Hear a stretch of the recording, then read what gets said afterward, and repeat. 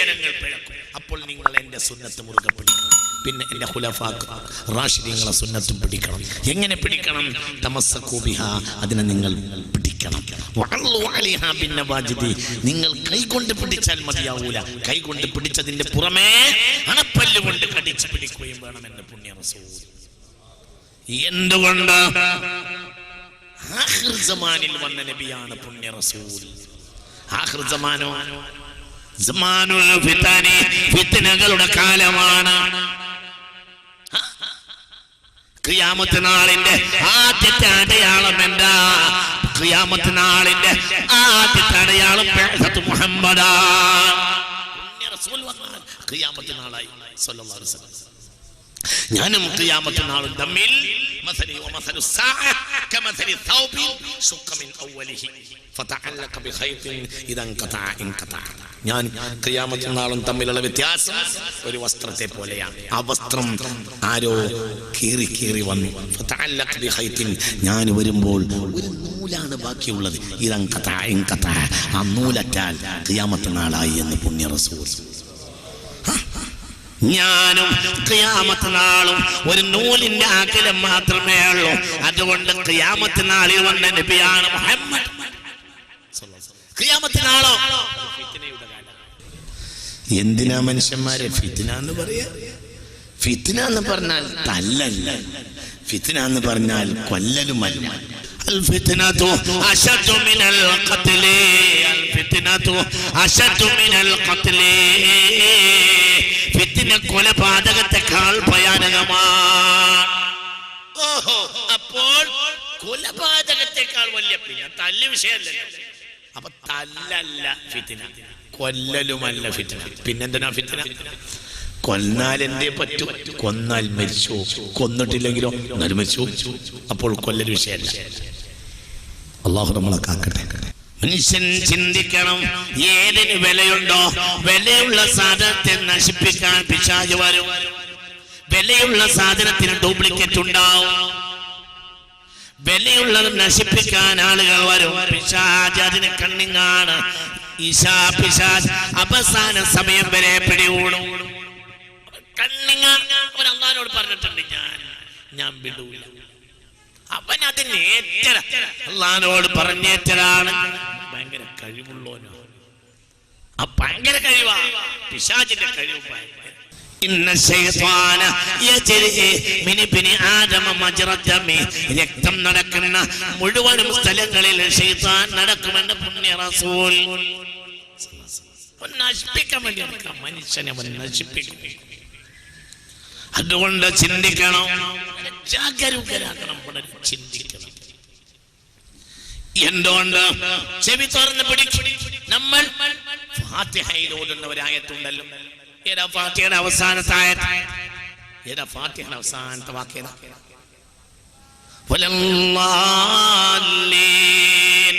വലാലത്തിൽ പെടുത്തരുതേ റബ്ബേ, വലാലത്തിൽ പെട്ടവരെ കൂട്ടത്തിലാക്കരുതേ റബ്ബേ.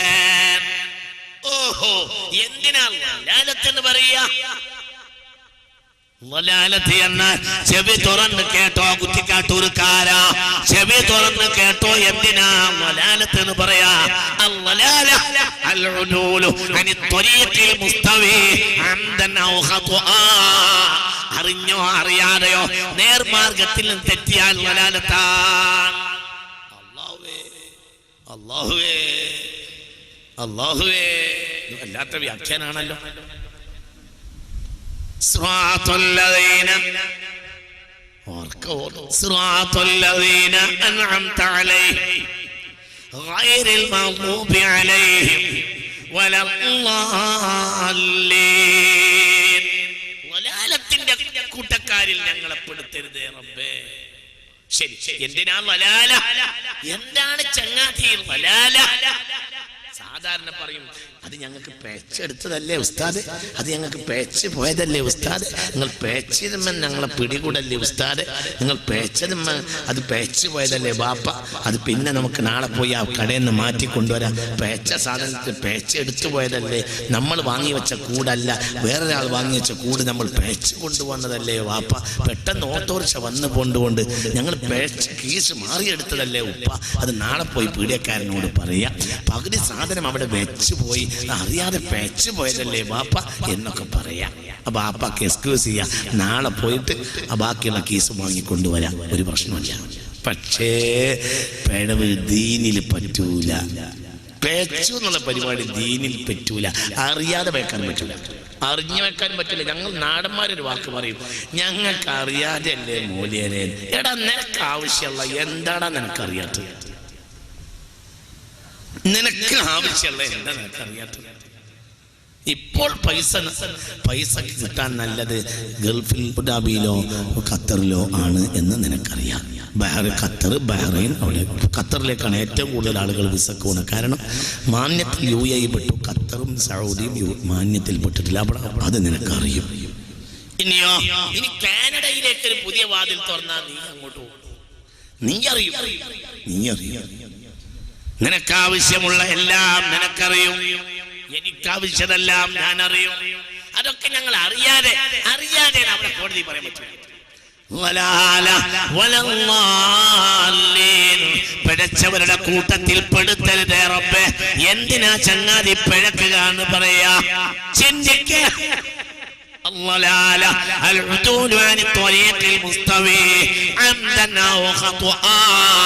അറിഞ്ഞോ അറിയാതെയോ നേർമാർഗത്തിൽ നിന്ന് തെറ്റിയാൽ പിഴച്ചതായി. അല്ലാഹു കാക്കട്ടെ. അറിഞ്ഞിരച്ചാൽ പിഴച്ച്, അറിയാതെ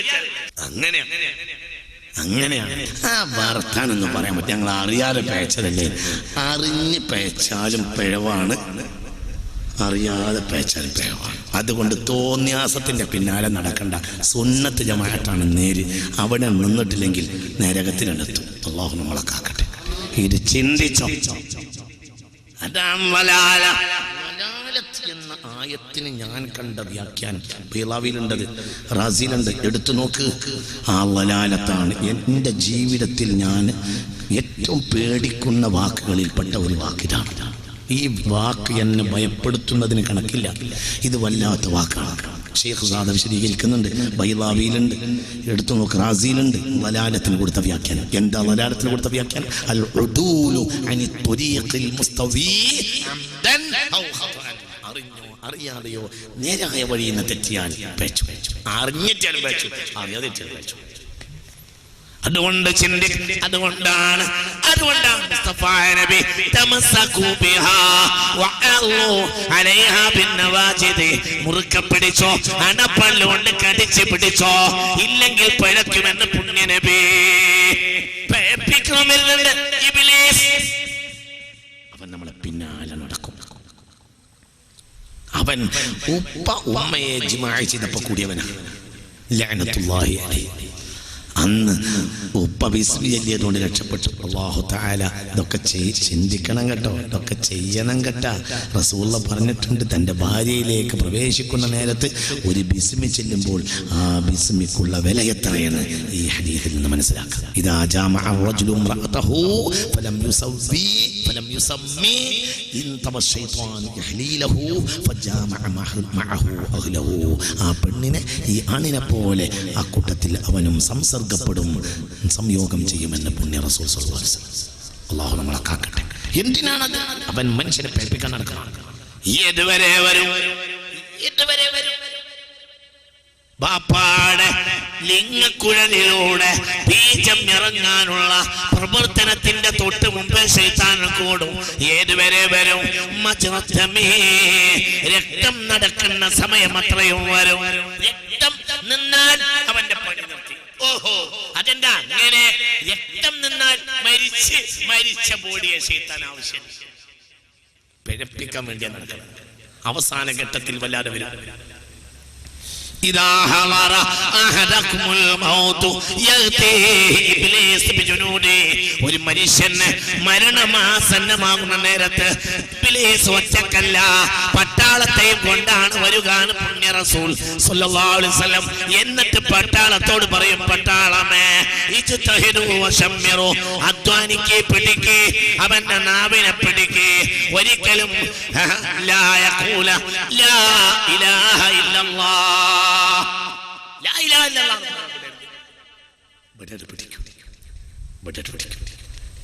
നാവട് കുഴയും. ആരെ നാവുമ്മൽ കനം കയറ്റും? പട്ടാളം. ഇബ്ലീസ് ഒറ്റക്കല്ല, ഇബ്ലീസിന്റെ പട്ടാളം. അല്ലാത്ത നേരത്ത് ഒരു ശൈത്താനാണ് വരിക എങ്കിൽ മരിക്കണ നേരത്ത് ആയിരക്കണക്കായ പട്ടാളത്തെയും കൊണ്ട് ശൈത്താൻ നാവുമ്മൽ കയറിയിരിക്കുമെന്ന് പുണ്യ റസൂൽ. അല്ലാഹ് അതുകൊണ്ടാണ് ദാഹമൗത്താട് കൂട്ടിയിടും ഇബ്ലീസ് കൂസിനെ കാട്ടിടും.